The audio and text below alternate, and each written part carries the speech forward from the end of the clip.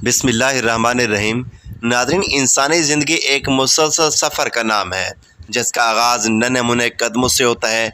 बचपन की मासूमियत, खेल कूद और बेफिक्री इंसान के इब्तदाई दिनों को खुशगवार बनाती है। फिर वक्त के साथ साथ यही मासूम बच्चा जवानी की मंजिल में कदम रखता है, जहाँ वो तवानाई, हौसला और ख़ुद एतमादी की दौलत से मालामाल होता है। जवानी में इंसान ख्वाब बुनने की ताकत रखता है, अपनी सलाहियतों को आजमाने के मौके पाता है और अपनी मेहनत के बलबूते पर ज़िंदगी की गाड़ी को आगे बढ़ाता है। यही वो उम्र है जिसमें वो दूसरों के लिए सहारा और ख़ानदान का सतून बनता है। लेकिन वक्त की रफ्तार कभी रुकती नहीं। जवानी का जोश व खरोश रफ्ता रफ्ता कम होने लगता है और बिल आखिर बुढ़ापे की मंजिल आ पहुँचती है।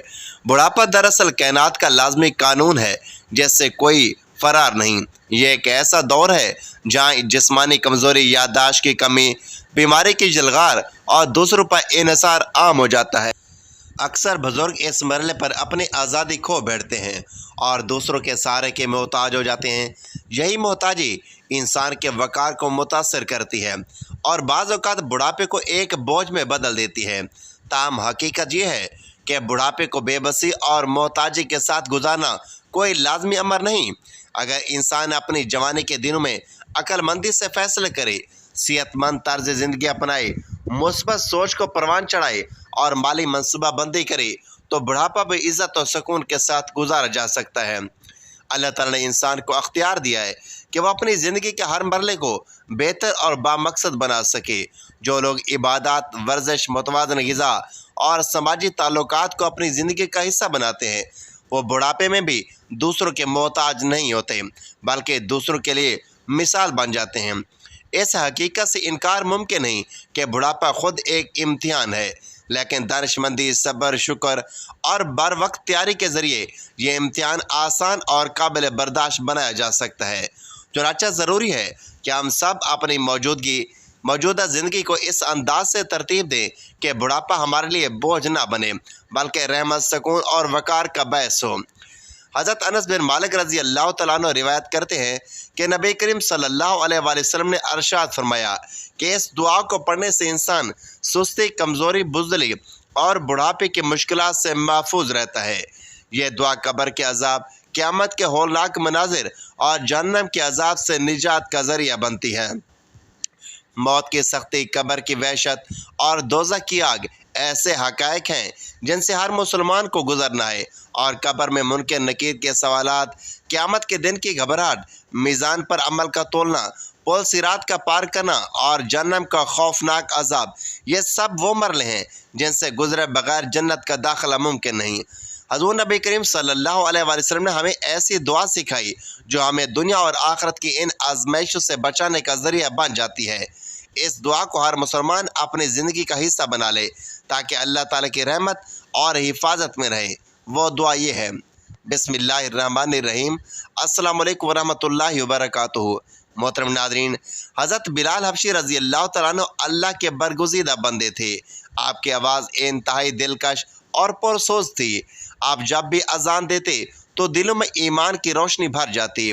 आप नबी करीम सल्लल्लाहु अलैहि वसल्लम के करीबी साथियों में शुमार होते थे और आपको नबी करीम सल्लल्लाहु अलैहि वसल्लम की बेहद मोहब्बत हासिल थी। आप नमाज के पाबंद और अल्लाह की याद में मुस्तग़रक़ रहने वाले थे। ज़िक्र, अज़कार और तस्बीहात में हमेशा मसरूफ़ रहते। आपका दिल अल्लाह की मोहब्बत से मामूर था और आपकी ज़ुबान पर हमेशा अल्लाह का ज़िक्र रहता।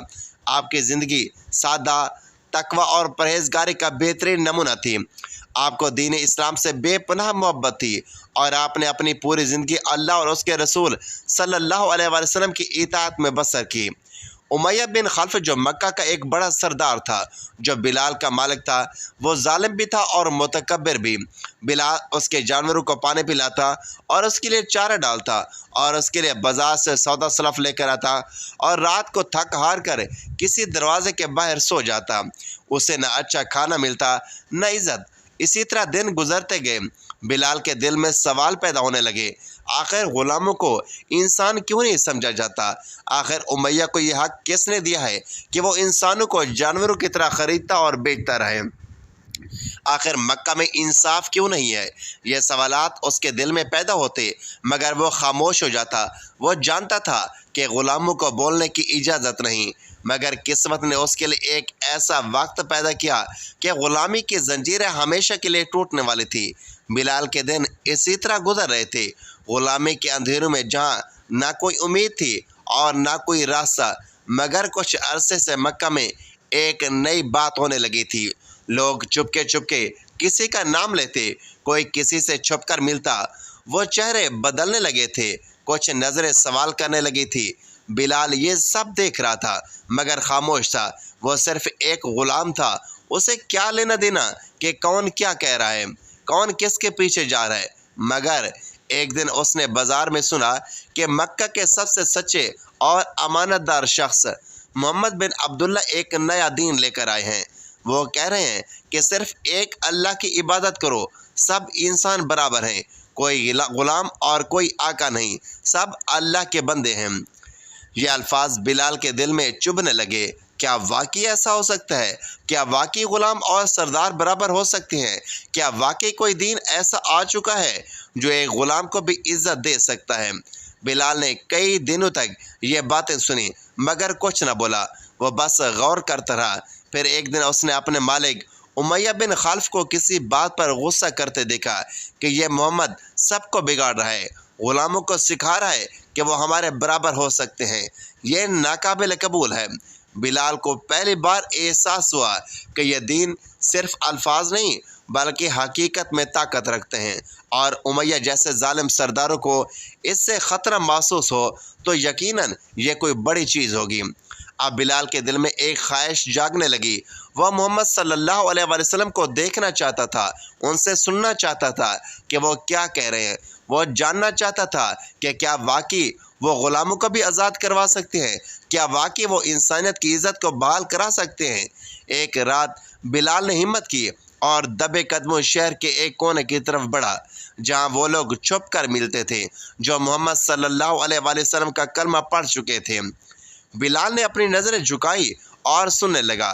وہ رات بلال کی زندگی کی سب سے اہم رات تھی، کیونکہ آج وہ جاننے والا تھا کہ زندگی کا اصل مقصد کیا ہے۔ بلال چھپ کر ان کی باتیں سن رہا تھا جو محمد صلی اللہ علیہ وسلم پر ایمان لا چکے تھے۔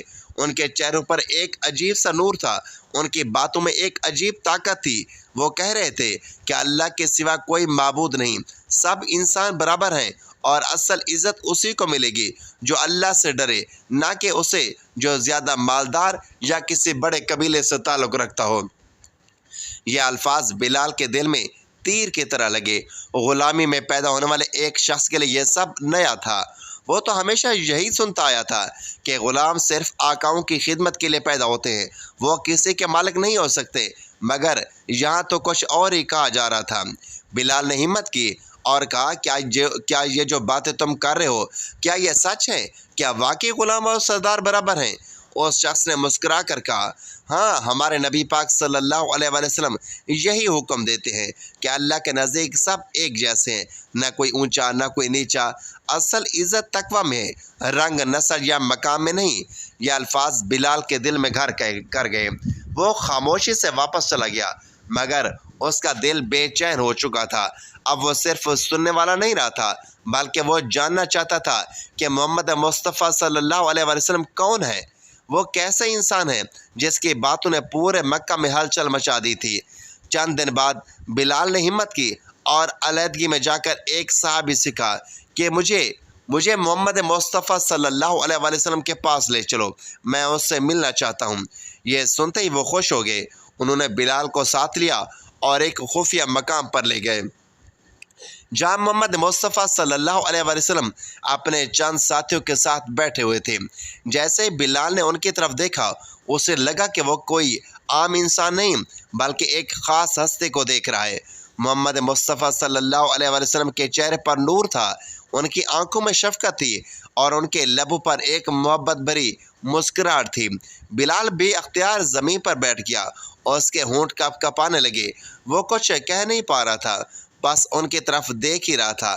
نبی پاک صلی اللہ علیہ وسلم نے نرمی سے پوچھا، بلال، تم کس لیے آئے ہو؟ بلال کی آنکھوں میں آنسو آ گئے۔ اس نے گھبرائی ہوئی آواز میں کہا، کیا واقعی اللہ کے نزدیک سب برابر ہیں؟ کیا واقعی غلام بھی عزت پا سکتے ہیں؟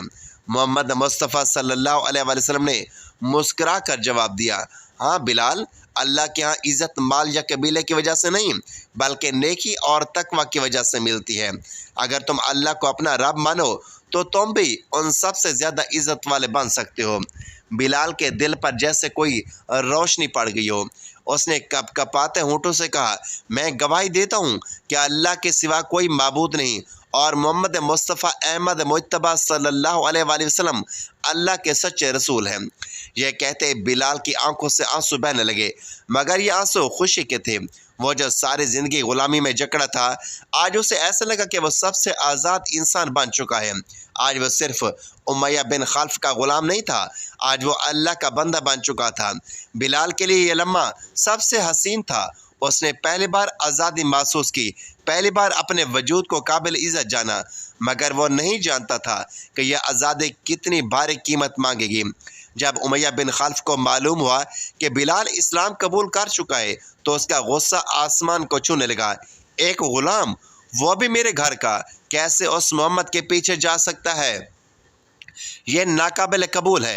امیہ نے بلال کو بلایا، اس کے چہرے پر نفرت تھی۔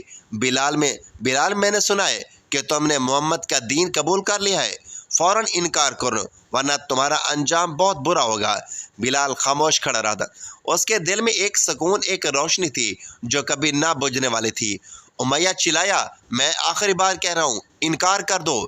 بلال نے ایسا سے کہا، احد احد، اللہ ایک ہے، اللہ ایک ہے۔ یہ سن کر امیہ کا چہرہ غصے سے سرخ ہو گیا۔ اس نے غلاموں کو حکم دیا کہ اسے پکڑو اور مکہ کی تپتی زمین پر گھسیٹو۔ بلال کو گلیوں میں گھسیٹا جانے لگا۔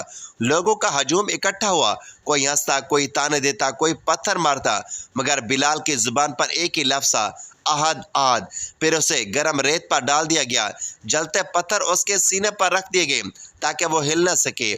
امیہ قریب آ کر کہنے لگا، اگر اپنی جان بچانا چاہتی ہو تو محمد کو جھوٹا کہہ دو، نعوذ باللہ من ذالک، اور ہمارے بتوں کی بڑائی بیان کرو۔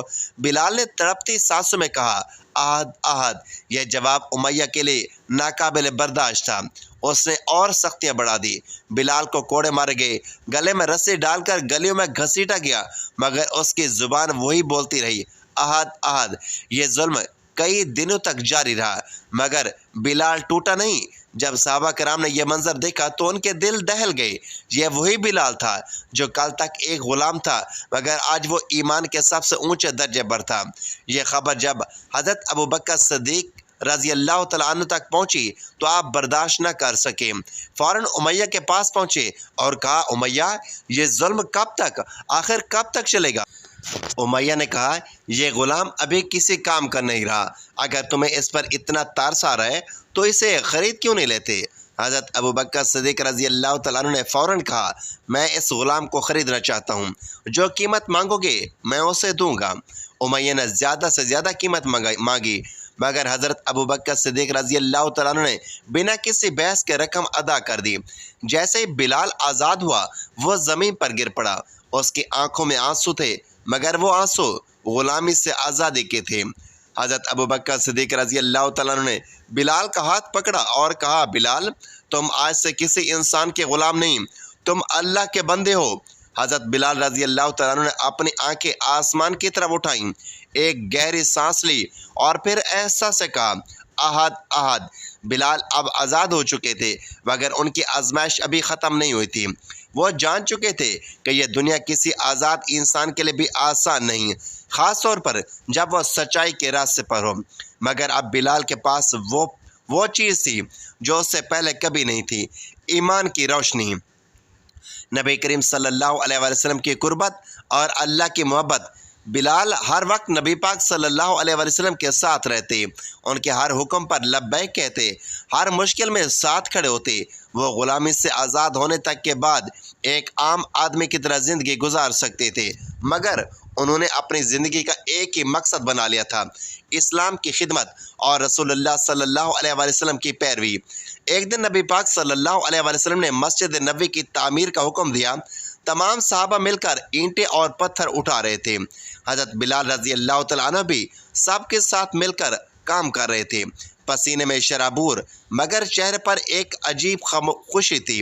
وہ جانتے تھے کہ وہ کسی عام عمارت کی نہیں بلکہ اللہ کے گھر کی تعمیر میں حصہ لے رہے ہیں۔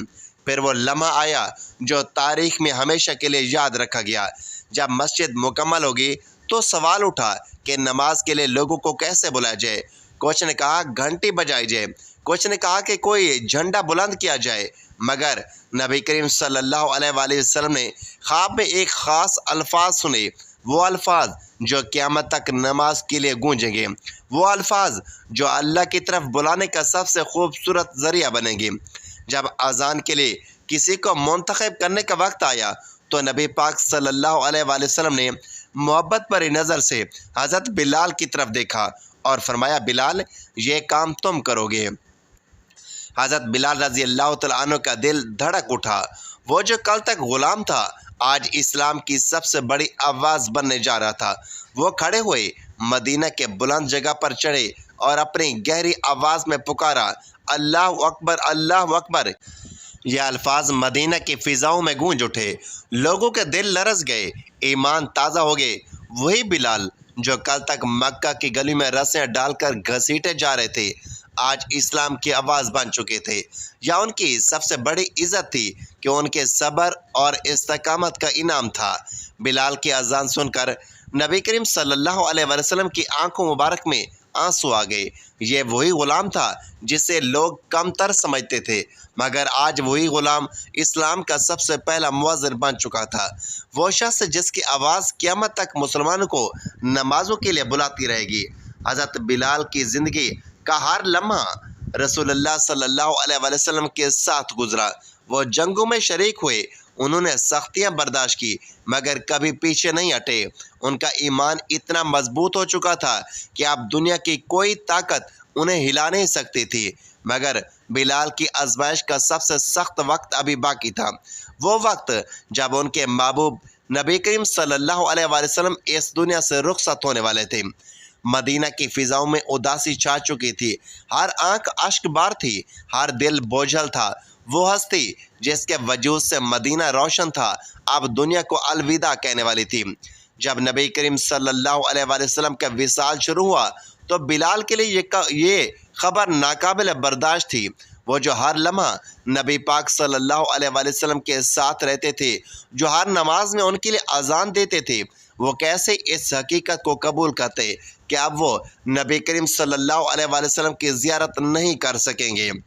حضرت بلال رضی اللہ تعالیٰ عنہ پر غم کے پہاڑ ٹوٹ پڑے۔ جب اگلی نماز کا وقت آیا اور لوگوں نے بلال سے اذان دینے کے لیے کہا تو وہ کانپ اٹھے۔ انہوں نے مدینہ کی فضاؤں میں اپنی آواز بلند کی، اللہ اکبر، اللہ اکبر۔ لیکن جب وہ اشہد ان محمد رسول اللہ پر پہنچے تو ان کے ہونٹ کپ کپانے لگے، آنکھوں سے آنسو جاری ہو گئے اور مزید نہ بول سکے۔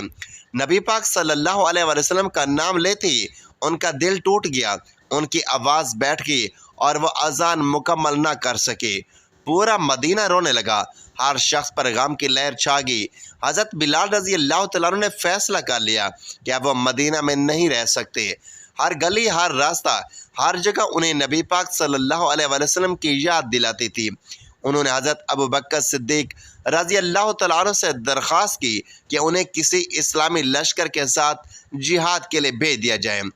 حضرت ابوبکر صدیق رضی اللہ تعالیٰ عنہ نے بلال کو روکنے کی کوشش کی، مگر بلال نے کہا، میں وہ نہیں بن سکتا جو میں رسول اللہ صلی اللہ علیہ وسلم کے ساتھ تھا۔ اب میرا مدینہ میں دل نہیں لگتا۔ چنانچہ بلال مدینے سے چلے گئے اور وہاں جہاد میں حصہ لیتے رہے، مگر ان کا دل ہمیشہ مدینہ کی یاد میں تڑپتا رہا۔ وہ نبی پاک صلی اللہ علیہ وسلم کی محبت میں اتنے سرشار تھے کہ ان کے بغیر کسی چیز میں دل نہ لگتا۔ محترم ناظرین، حضرت انس بن مالک رضی اللہ تعالیٰ عنہ روایت کرتے ہیں کہ نبی پاک صلی اللہ علیہ وسلم نے فرمایا کہ اس دعا کو پڑھنے سے انسان سستی، کمزوری، بزدلی اور بڑھاپے کی مشکلات سے محفوظ رہتا ہے، اور اس دعا کو پڑھنے سے عذاب قبر، قیامت کے ہولناک مناظر اور جہنم کے عذاب سے نجات ملتی ہے۔